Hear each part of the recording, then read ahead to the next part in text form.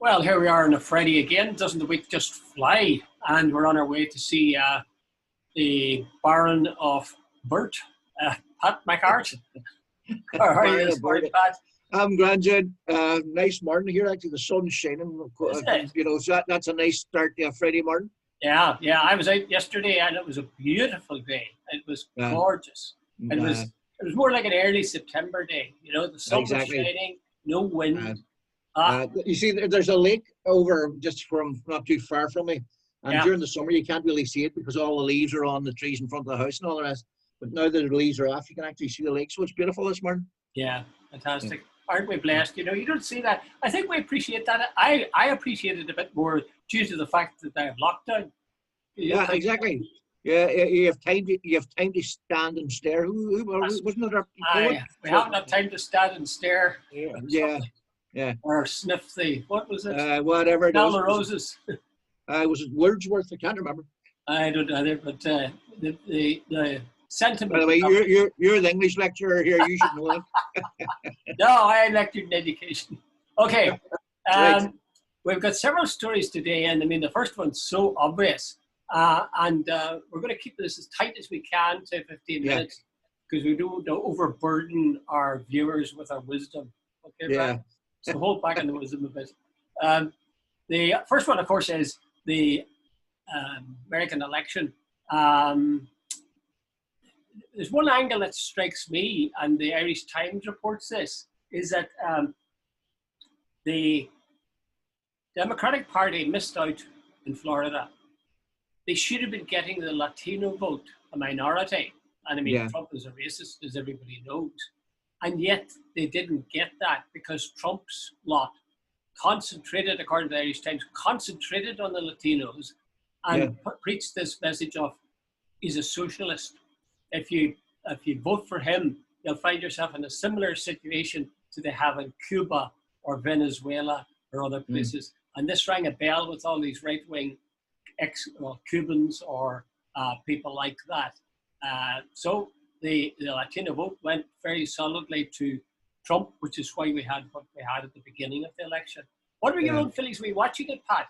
I've been glued to it, Jude, and it's insane. I think that there's people on the right wing. The right there's a I don't know whether it's right wing people or conspiracy theories or there's some sort of the fact that you are right wing because I got into a debate with a couple of Americans on social media, and one woman came on. She's Joe Biden's a communist, and you're going like Mrs. Like if you believe that, there's number one, you're insane. Number two, you must be seriously lacking in education, and three, your understanding of politics is zero.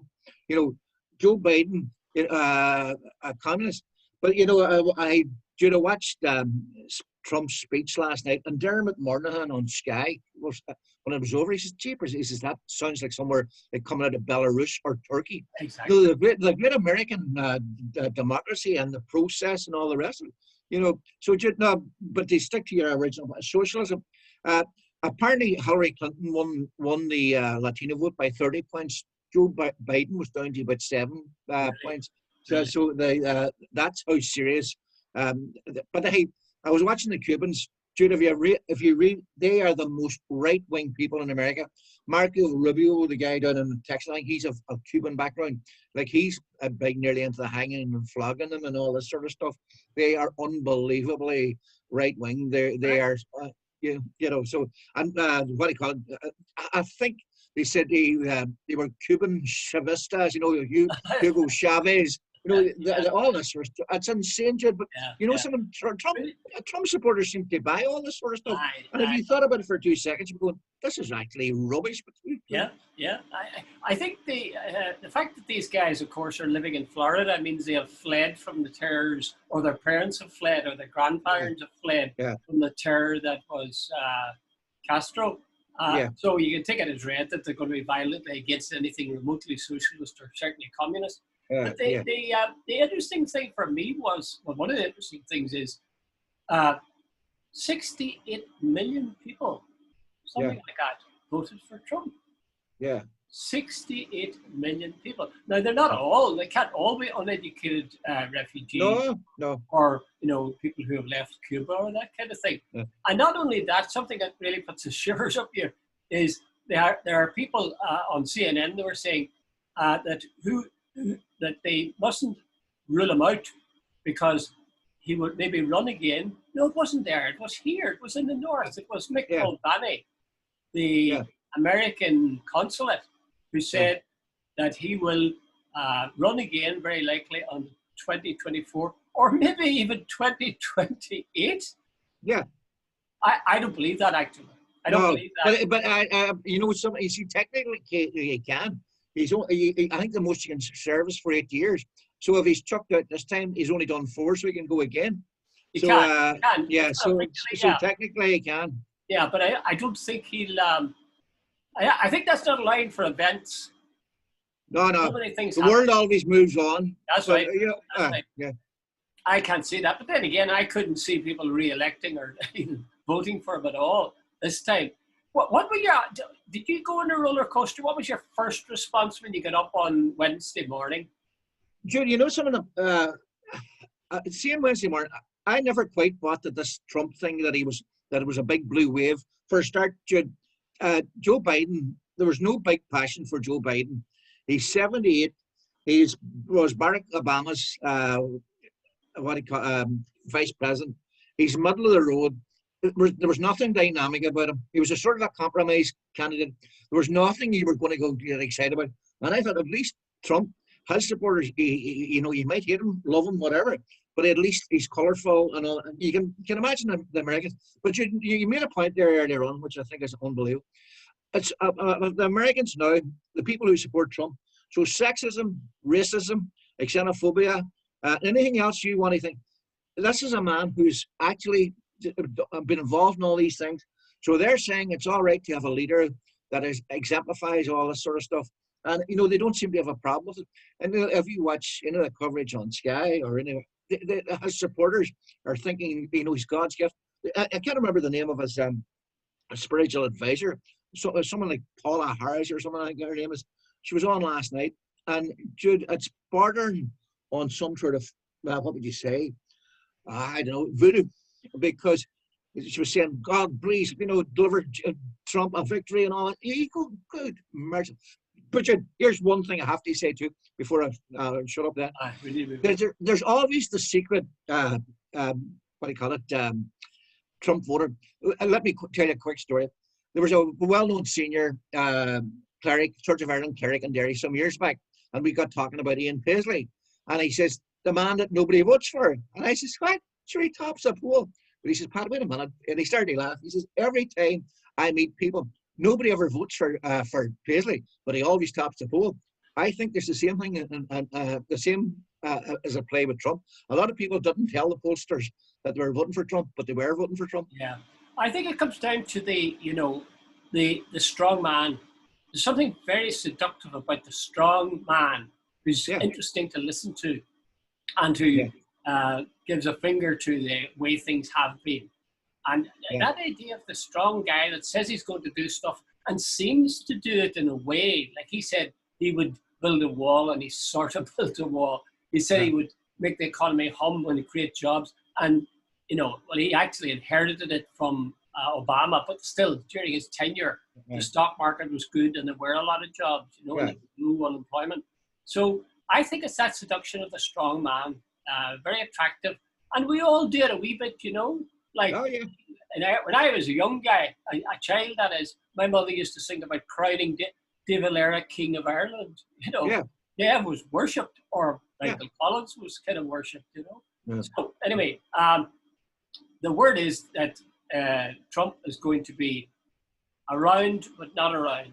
He's going to be defeated inside the next couple of hours, probably maybe defeated already in Georgia. But he does appear to be going to be around either himself or else people like him. are But going to. you know something, he's done a great job in actually dismantling the belief in the whole American system. He's undermined the intelligence service. He's undermined the, you know, this respect for even the courts. He's packed the Supreme Court. Like where do you get the respect? They're all politicians now, even in the courts. So you know. But Jude, I love the fact that he was complaining about last night about the Democrats stealing. You know, the one simple fact. The Republican Party, they doctored the voting system. He appointed a guy, I can't remember his name, as head of the Postal Service, and right away he sacked about 4,000 people to ensure the Postal Service didn't work properly. And Texas, the governor, made sure that certain poor areas, Democrat areas, there was few polling booths. And in Georgia, people had to wait for 11 hours to vote. Now, is that not corruption of the system? But anyway, but he only talks about, you know, he only talks about democratic things, not about what the Republicans have done. I don't understand why the Democrats don't say, or even the state bodies don't say, you're charging us with fixing the ballots. Now, I want you to list what the things you're charging us with are and what's the evidence of that. Yeah. And do it in a civilized way and do it on a chart or whatever, because this thing of slanging or allowing him to throw around mud is just daft, I think. Anyway, let's leave it. Leave it. We could go on about bloody Trump forever. But there you are. You see, that's part of the deal. That's how he works, you know. He makes people talk about him. Okay, let's move on to another story. It was in the Belfast Telegraph and loads of other newspapers about this money that was paid out by Diane Dodds'S department to, I don't know how many people, but the people that were highlighted were Sinn Féin people. And I think it was 3 people. One of them was Catherine Kelly in West Tyrone. And apparently, well, I'm not sure, I better not say that, but anyway, she was one of the recipients, and then there was a couple of others. And all Alicia McCallan and Oliver Zine. Yeah. So I was wondering, that doesn't strike me, it's not quite as clean cut as the way it is. In other words, the way it's reported, it sounds sort of as if they got this money and they shouldn't have got it, and they tricked their way into getting it, and they were hanging on to it. Now, how do you see that story? No, Jude, no, here's the way I look at this, right? They got this money and they didn't ask for it. It was unsolicited. It was paid. It's paid out automatically to, I think, if you have a rateable value to a certain degree, I think, or a business, you get this money. Now, but they are public representatives. They're already in receipt of public money, and they weren't entitled to it. So they should have said right away, here, wait a minute, we're not entitled to that. But it was resting in their accounts. Now, you know, what did you said the other day about, was it not Nero's wife, what, Caesar's wife? She not only must be seen to be chased, but absolutely, you know, so a lot of these people got this money and didn't return it. Well, they only returned it when it became an issue or when it was exposed. Now, Jude, that's not good enough. But having said that, the hypocrisy, it's hypocrisy involved. There was 500 million missing from the RHA scandal. Not a single person was found responsible for it. It's been all brushed under the carpet, and so on, so on, so on. And yet there's big fuss being made, and 4 people or whatever it is, Sinn Féin resigned over something like 30,000. Now, they shouldn't have done it. I am not standing up for that, because everybody wants you to sort of, you know, I am not that. It's this sort of double standards that gets me all the time. Yeah. I think we're used to that by now. But let's just concentrate briefly, very briefly, on this case. You're right, they are public representatives. The questions, and they had to resign, you could argue that. And I can see why Ray Lou would have asked them to resign, or, you know, they would have had pressure, because that's the one thing, the whole area of where does Sinn Féin get its money, get its funding. Yeah. That's always a sort of a vague charge. Smear, you're going to rob the bank or something, you know. Anyway, there was no mention. 2 things. One, who was responsible for sending out all this money? You know, I would have thought it should have started there. I mean, what kind of organization is it in that department? Jude, I think it was a scattergun. The minute there was this payment, anybody on the rates that had a certain rateable value automatically got it, and there was no question of asking or means testing or any of that sort of stuff. It was just it was meant for businesses, apparently. Well, there must have been a lot of other people who received it undeservedly or, not qualifying. Well, you would think so. But nobody has ever followed that up. That has never been No. followed up, as far as I know. And Yeah. I think that's sort of absurd, really. Yeah. I think, Sinn Féin have deliberately played this low profile. They have immediately, essentially sacked these people. Yeah. And they don't want to talk about it because they don't want to get this idea of where does Sinn Féin get their funds, because that's always been a stick with which they've been beaten. And I think they want to say, look, we've done it. They got this. They're out. That's it. Yeah. Yeah. Which is letting off Diane Dodds's department far too softly, I think. Yeah. Well, I don't know, Jude. I think that it's sort of wasn't it a COVID payment? She would argue, wait a minute, we didn't have time. It came on. We simply paid it on the basis of the whatever the criteria was in place and so on. And we will check it out. And if other people have got it and deserve it, we will come after them for it. You would check it for two things. One is they should have checked. They should have known that was a system that was going to send money to people that weren't entitled to it. Well, Jude, I think what happened basically was they decided, right, we're going to have a lockdown. There was no plan for a lockdown until probably the week beforehand. And I doubt if very much if there was much time to go through 300,000 or 400,000 businesses and say that one deserves it, that one doesn't. You need to have thousands of people to look at the books and say who deserves what. Well, you used that word selective, Pat, and what I would see as being selective is that they have identified these Sinn Féin people who have got it. And they have, as far as I know, no effort has been made to locate who were the other people. So No, you're talking about the Nolan show and Sunday Life again. Basically, those, as far as you know, those are the people who are responsible for outing the sinners. That's right. And what's your point on that? Oh, it wasn't the government. What I meant is it's the same suspects all the time. They don't go after the other ones, and it's just the shunners. If the shunners blow their nose, I think it could make the Nolan show. Yeah. Okay. We'll move to our last story because we are going to keep it tight. And this was, I thought it was a really interesting one. It's got to do with a new train system that was set up in somewhere in Africa. No, it wasn't Africa. It was Pakistan. Pakistan, yeah. And this Orange Line metro they've designed, and it's costing something like 2 billion or something like that.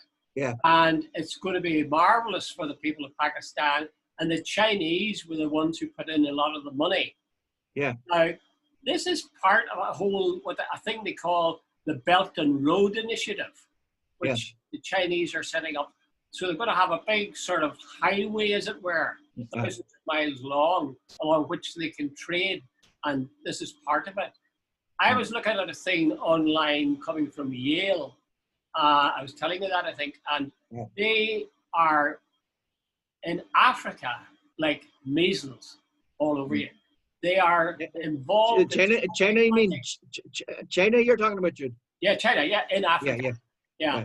They've our notion of the Americans as being in there in various underdeveloped countries and helping them and so on. Forget it. The Chinese have a lead there that is massive. And there's one other point I'd make, and that is that the thing that both Biden and Trump are united on, and the EU, is that they're opposed. They see China as a threat. I'm not sure that I agree with that, but it does look as if that's something that binds them all together. What's your own thoughts on China and Africa and places like Pakistan? Jude, I think the Chinese, the Americans and the West, we think 5 years ahead at most. In fact, most of the time we just think about tomorrow. If you watch Trump, he doesn't care about tomorrow. It's what's happening now. The Chinese are long-term thinkers. When I was in Australia some years ago, Jude, up in Queensland, there was a guy telling me one of the main courses there is Chinese. The Chinese are building roads. They were building, and this is in Australia, by the way. They were involved in joint projects for hospitals and schools. And it's soft power. They're not coming in with the military. They're not coming in. They are buying influence. Jude, see in about 100 years' time, the Americans will have all their military bases, but the real influence will be the Chinese and Pakistan. They have put in something like 1.6 billion into this Orange Line, or whatever the hell it's called. And if you check right across Africa, they have also massive projects for schools and all, building roads. And Jude, they're getting all the into the mines, into the sort of the heartlands of the country. The biggest exporters to Australian exports were to China. So, like this, the whole world's so busy watching Trump and Biden and all the side shows. The Chinese are going about their world very nicely and very quietly. And you talk about soft power, see in 100 years' time. I would love to know where the balance of power and influence in the world is going to be. I don't think it's going to be America. And I agree with you. What would be so wrong about having the Chinese in a position where they had exercised what you call soft power? I mean, nobody complains, but soft power in America, from America, is American pop music, is American Coca-Cola, all the things, American movies, all those things are soft power. We don't say, oh God, that's terrible. We say, oh God, that's a good movie, or geez, I'm ready for that Coke or whatever. So I get the impression, certainly this series of lectures from Yale, that the people welcomed it. The fact is that the Chinese were investing in it. The fact is they were putting in place transit systems like that one we mentioned in Pakistan. Like, they're really doing those countries a great deal of good. Of course, there's something in it for them. Jude, what you're talking about with respect to Americans, sort of cultural imperialism, what the Chinese are doing is investing. In other words, they're saying, we're getting something out of it, but so are you. And it's a two-way street. The Americans, a lot of the time, it's just take. Americans have gone into places and just sort of ruled the roost, and and haven't delivered a lot for the people there. Hey, Pat, last question then, because we're nearly run out of time. Are you happy with the idea that China is helping places like Pakistan and different countries in Africa, like Nigeria, to develop the way they're developing? No problem with it, Jude. The Chinese have invaded very, very few countries. I think the Americans have invaded something like 54, 52, I can't remember, but check it out. If you're giving somebody a hand up, I have no problem with it.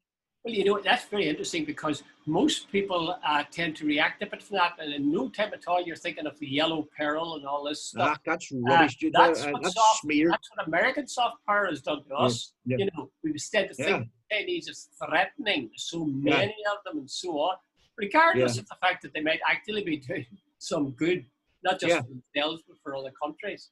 No. The China, it's very clever, Jude, and it's very good.